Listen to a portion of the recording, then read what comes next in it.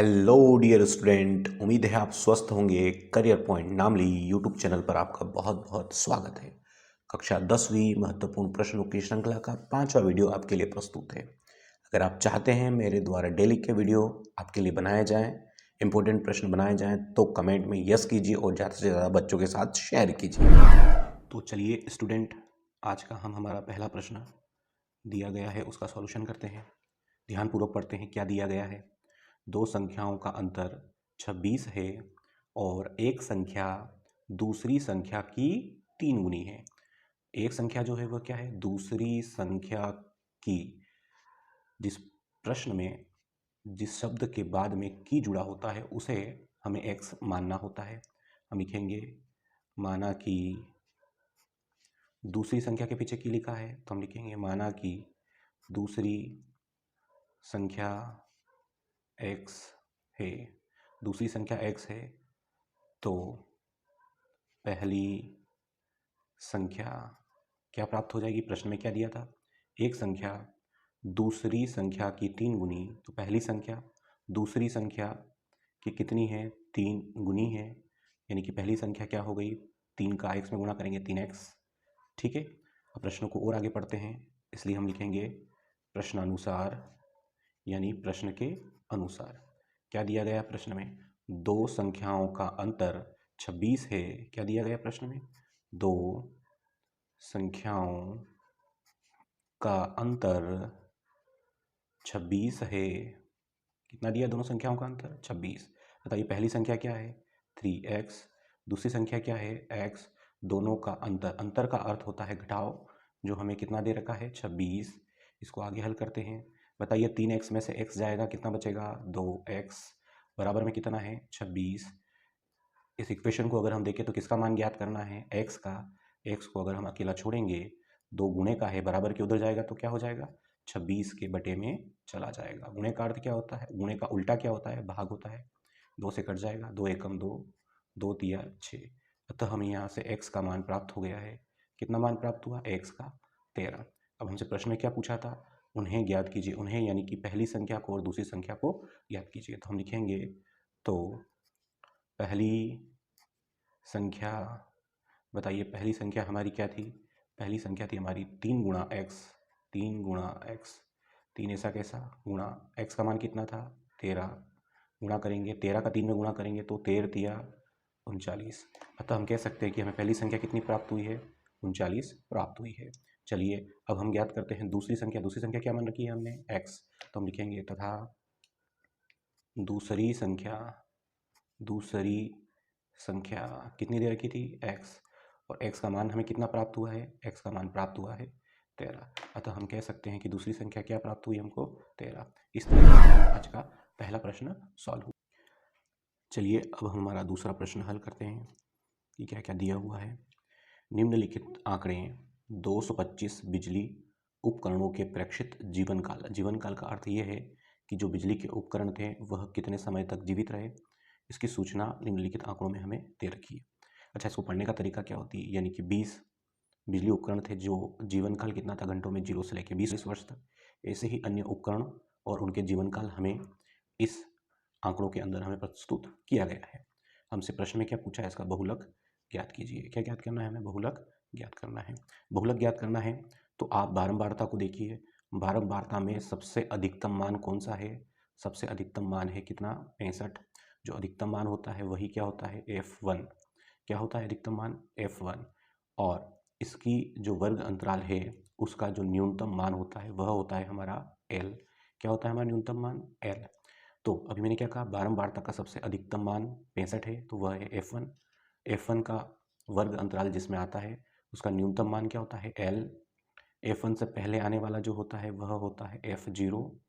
F1 के बाद वाला जो आता है वह होता है F2। इस प्रश्न के अंदर हमें क्या ज्ञात करना है, बहुलक ज्ञात करना है। तो बहुलक ज्ञात करना है तो बहुलक का सूत्र होता है L प्लस बड़े ब्रैकेट के अंदर F1 माइनस F0 बटे में 2F1 माइनस F0 माइनस का F2 और गुणे में क्या होता है H। गुणे में क्या होता है H। तो देखिए हमने सबसे पहले क्या करा, बारंबारता का अधिकतम मान देखा, तो उसे हमें लिखना भी पड़ेगा। तो हम लिखेंगे यहाँ बारंबारता का अधिकतम मान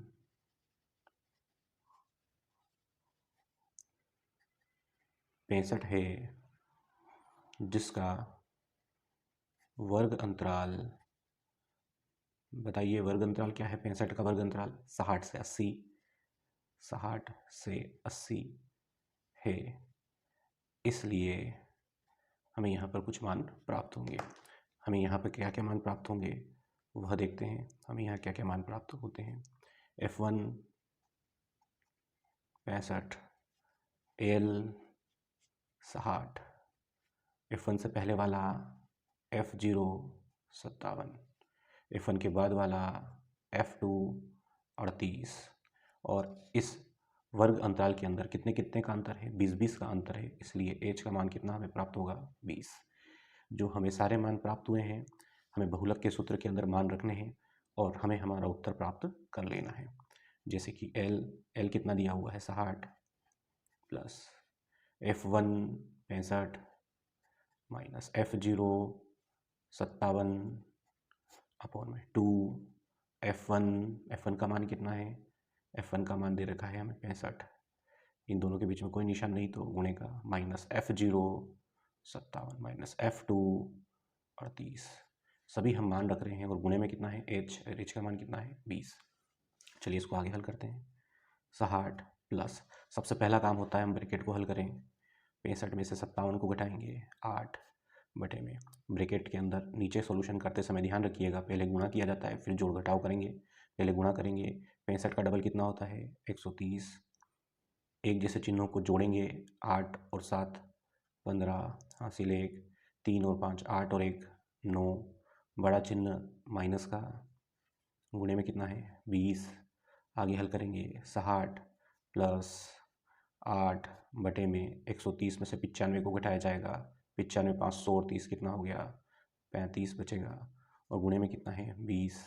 आगे हल करते हैं, 60 प्लस 8, ठीक है, गुणे में ऊपर नीचे वाली संख्याएं कट सकती है, यानी काटी जाए तो 5 चौक 20, 5 चौ 7 35, ऊपर कितना है? 8 गुणा 4 बटे में कितना है? 7।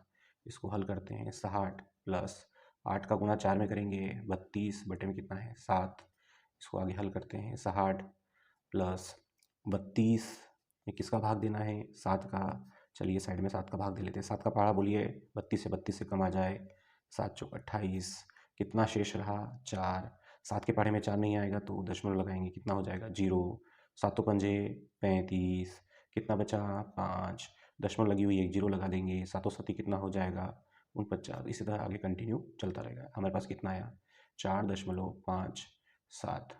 कितना आया है? 4.57। इसको आगे हल करते हैं। एक बात ध्यान रखिएगा, पूर्ण संख्या में पूर्ण संख्या जुड़ती है, कितना हो जाएगा? 64 दशमलव, दशमलव के बाद वाला अंक ऐसा का ऐसा ही, यानी कि हमें बहुलक क्या प्राप्त हुआ है? 64.57। अंत में अवश्य लिखिएगा, अतः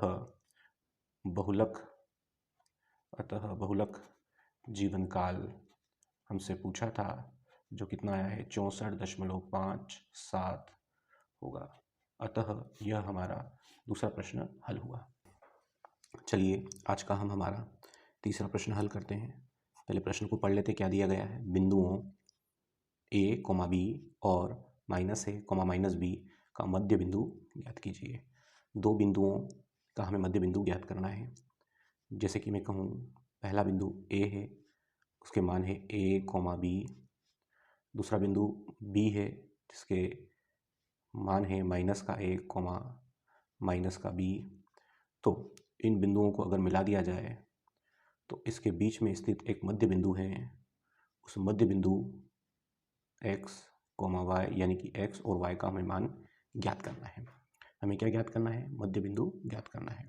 मध्य बिंदु ज्ञात करना है तो मध्य बिंदु के लिए हमारे पास सूत्र होता है। एक सूत्र होता है x का, जो +x1/2, तथा y का सूत्र होता है y2 + y1/2। ठीक है, अब आपके दिमाग में आएगा कि x1 क्या है, x2 क्या है। तो पहले जो होता है, पहला बिंदु जो होता है उससे हमें 1 वाले मान प्राप्त होते हैं, यानी कि x1 y1। दूसरे वाले बिंदु से हमें मान प्राप्त होते हैं दूसरे पॉइंट के, यानी कि x2 y2। पहले वाला होता है x, फिर आता है y। हमें क्या करने हैं, इसके अंदर हमारे मान रखने हैं और हमें हमारा उत्तर प्राप्त हो जाएगा। बताइए x2 कितना है, माइनस का है, प्लस x1 कितना है, x1 है a, अपॉन में कितना है 2। अलग अलग चिन्ह है, घटेगा, a में से ये जाएगा, कितना बचेगा 0/2। 0 में किसी भी अंक का भाग दिया जाए 0 प्राप्त होगा। इसी प्रकार y को हल करेंगे, y2 कितना दिया हुआ है, माइनस का b, प्लस y1 कितना दिया हुआ है, b/2। अलग अलग चिन्ह है, घटेंगे, कितना आएगा 0/2। 0 के अंदर किसी का भी भाग दिया जाएगा तो हमें क्या प्राप्त होगा, 0 प्राप्त होगा। अतः हमसे क्या पूछा गया था, मध्य बिंदु ज्ञात कीजिए। तो हम लिखेंगे अतः दिए गए बिंदुओं का मध्य बिंदु, बताइए क्या प्राप्त हुआ, मध्य बिंदु 0,0 होगा। अतः हमारा प्रश्न भी खत्म। चलिए आज का हमारा चौथा प्रश्न हम हल करेंगे। प्रश्न को ध्यानपूर्वक पढ़ेंगे और एक बात को आप समझ लीजिए कि इस प्रकार के प्रश्नों को हल करना है तो हमें प्राथमिक तौर पर चित्र को बनाना पड़ेगा, क्योंकि चित्र के माध्यम से इस प्रकार के प्रश्नों को करना हमारे लिए बहुत ही आसान हो जाता है। चलिए प्रश्न को पढ़ते हैं और सबसे पहला काम हम चित्र बनाएंगे। एक ठोस एक अर्धगोले पर खड़े शंकु, अर्धगोले पर किसको खड़ा करना है, शंकु को। सबसे पहले हम क्या करेंगे, अर्धगोला बनाएंगे। तो हमने क्या किया, सबसे पहले अर्धगोला बनाया। अर्धगोले के ऊपर हमें क्या बनाना है, अर्धगोले पर खड़े शंकु। हम अर्धगोले पर किसको बनाएंगे, शंकु को बनाएंगे। हमने अर्धगोले पर क्या बनाया, शंकु के आकार का एक है और जिसकी त्रिज्याएं कितनी दे रखी है, 1 सेंटीमीटर है। त्रिज्या क्या होता है, केंद्र से लेके परिधि तक की दूरी क्या कहलाती है, त्रिज्या, और वह हमें कितनी दे रखी है, 1 सेंटीमीटर। तथा शंकु की ऊंचाई, इस शंकु की ऊंचाई, उस शंकु की ऊंचाई त्रिज्या के बराबर है, यानी जितनी त्रिज्या है उतना ही क्या है, शंकु की ऊंचाई है, क्योंकि प्रश्न में लिखा हुआ ऊंचाई त्रिज्या के बराबर है। ठीक है, पहला काम क्या हो गया, हमारा चित्र बन गया। वापस से स्टेप नंबर दूसरी पर हम चलेंगे, यानी कि जो दिया है इस चित्र के माध्यम में जो दिया गया है वह हम लिख लेंगे। क्या लिखेंगे हम, क्या दिया था पहले, अर्धगोले, अर्धगोले पर क्या है, शंकु। तो हम लिखेंगे अर्धगोले पर खड़े शंकु की क्या दे रखी है हमें, त्रिज्या। त्रिज्या को किससे लिखते हैं, आर से लिखते हैं। त्रिज्या कितनी दे रखी है, 1 सेंटीमीटर। त्रिज्या कितनी दे रखी है, 1 सेंटीमीटर। तथा शंकु की ऊंचाई, शंकु की ऊंचाई, ऊंचाई को किससे लिखते हैं, एस से लिखते हैं। और एच भी कितना है, जितनी त्रिज्या है उतनी ऊंचाई है, यानी कि यह भी कितना है, 1 सेंटीमीटर। ठीक, आगे प्रश्न को फिर से पढ़ते हैं। इस ठोस का आयतन पाई के पदों में व्यक्त कीजिए। हमें क्या ज्ञात करना है, इस ठोस का आयतन ज्ञात करना है। हमें क्या करना है, इस ठोस का आयतन ज्ञात करना। तो हम लिखेंगे इस ठोस का आयतन हमें प्राप्त करना है। ठोस का आयतन ज्ञात करना है तो इस आकृति को देखिए और बताइए यह आकृति किन दो आकृतियों से मिलकर बनी है। तो आप कहेंगे अर्धगोले और शंकु, इसलिए हम कहेंगे अर्धगोले का आयतन प्लस शंकु का आयतन। क्योंकि हमें पूरे ठोस का आयतन ज्ञात करना, और पूरा ठोस किससे बना है, अर्धगोले और शंकु से, इसलिए अर्धगोले का आयतन प्लस शंकु का आयतन हम लिख रहे हैं। आगे बढ़ेंगे, हल करेंगे इसको। अर्धगोले का आयतन, अर्धगोले के आयतन का सूत्र होता है 2/3 पाई आर क्यूब, प्लस शंकु का आयतन, शंकु के आयतन का सूत्र क्या होता है, 1/3 पाई आर स्क्वायर। ठीक है, इस प्रकार के सवालों को करना है तो हमें सूत्र याद होने बहुत ही आवश्यक है। सूत्र के बिना बिल्कुल भी काम नहीं चल सकता।